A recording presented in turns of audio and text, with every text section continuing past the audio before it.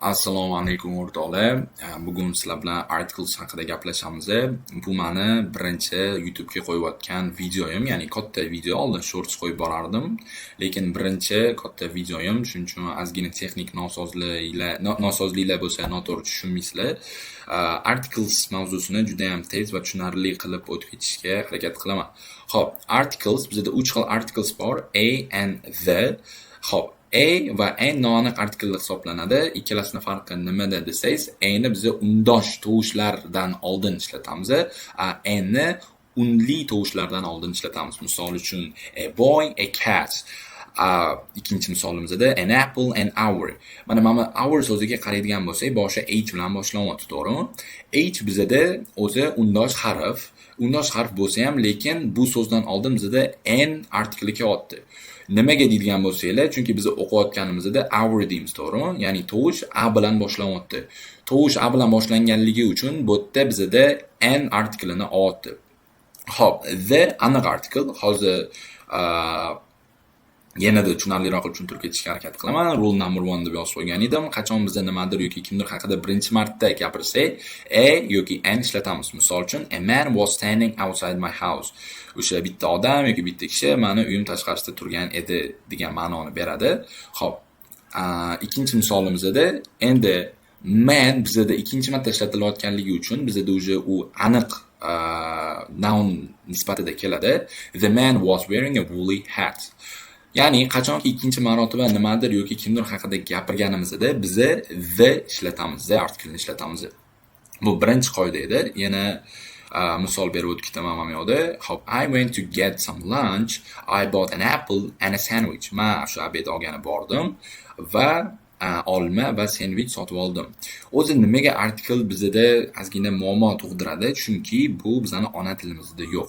O'zi ko'p tilida artikl degan tushuncha yo'q.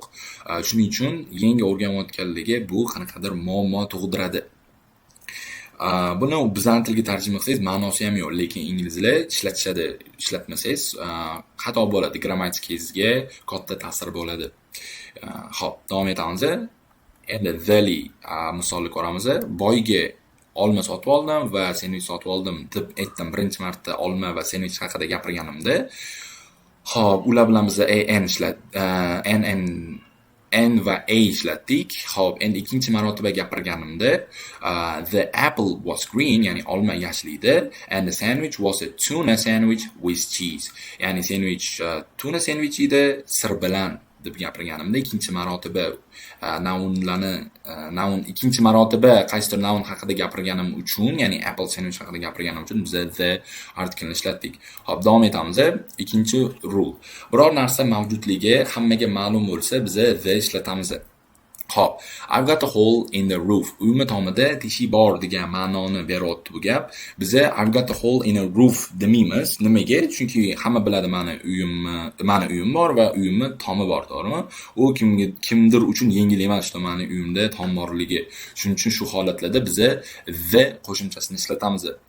Xo'p, ikkinchi misol, the moon looks beautiful tonight. Oy bugun juda chiroyli ko'rinyapti. Ya'ni oy bizda hammaga ma'lum bo'lganligi uchun biz the artiklni ishlatamiz. Xo'p, qisqa qilib shuni aytganda, dunyodagi bitta narsaga nisbatan the ishlatamiz desam noto'g'ri bo'lmaydi. Misol uchun the sun deymiz, yana the moon, ular bitta bo'lganligi uchun va hammaga ma'lum bo'lganligi uchun biz the artiklni ishlatamiz. Xo'p, davom etamiz.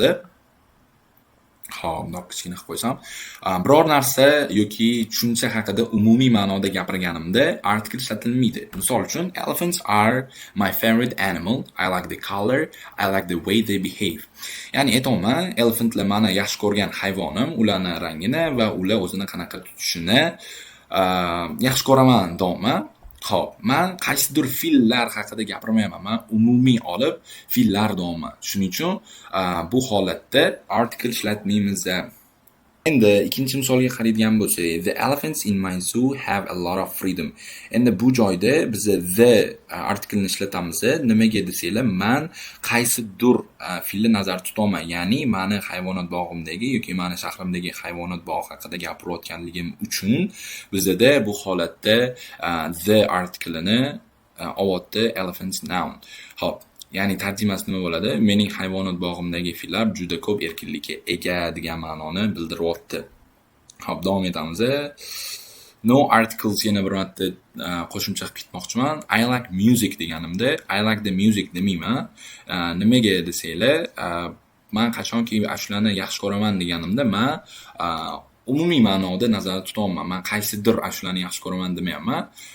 Umumiy nazarda gapirganligim uchun I like music bo'ladi yoki she likes coffee. U kofe yaxshi ko'radi.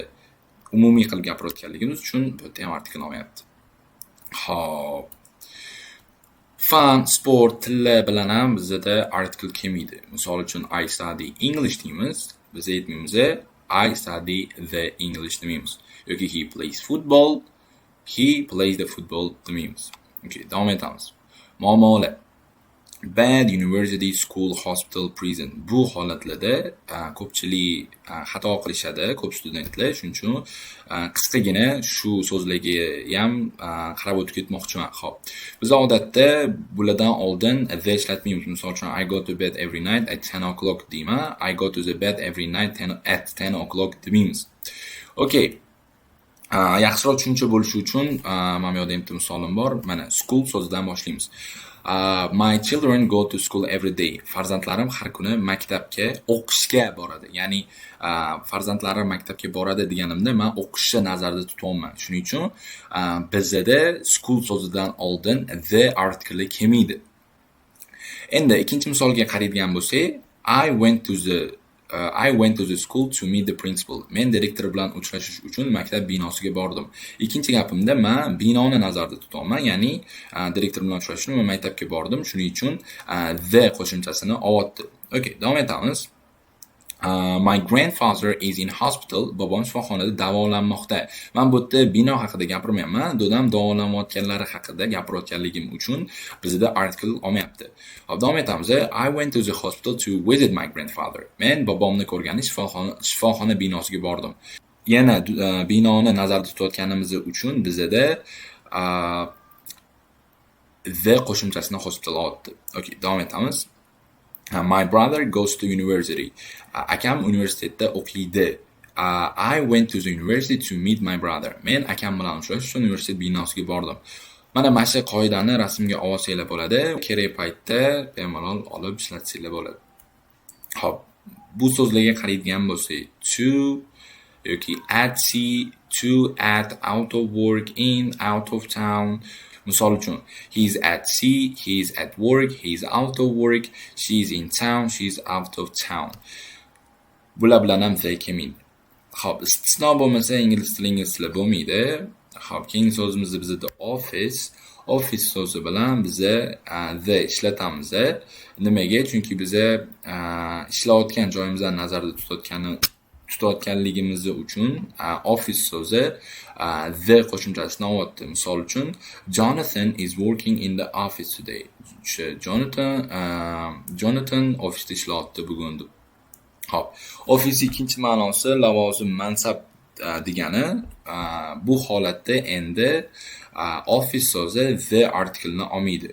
Misol uchun, while he was in office, he made many changes. U lavozimda bo'lgan vaqtda ko'p o'zgartirishlar qildi. Lavozim nazarda tutilganligi uchun bu holatda office the article-ni olmadi. Davom etamiz. Countable nouns. Xo'p, countable noun nima o'zi?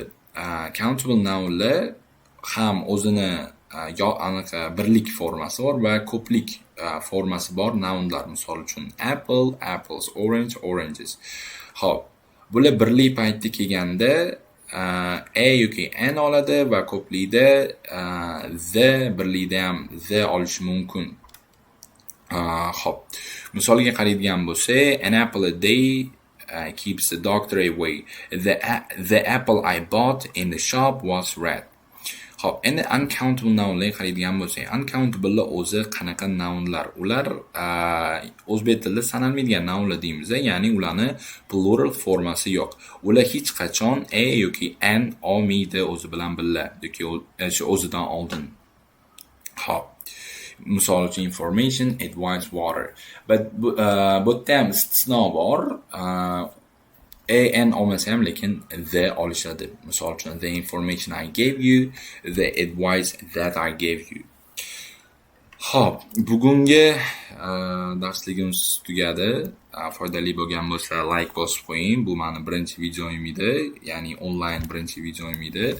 Xatolar bo'lgan bo'lsa to'g'ri tushunasizlar. Hammaga rahmat. Sog' bo'linglar.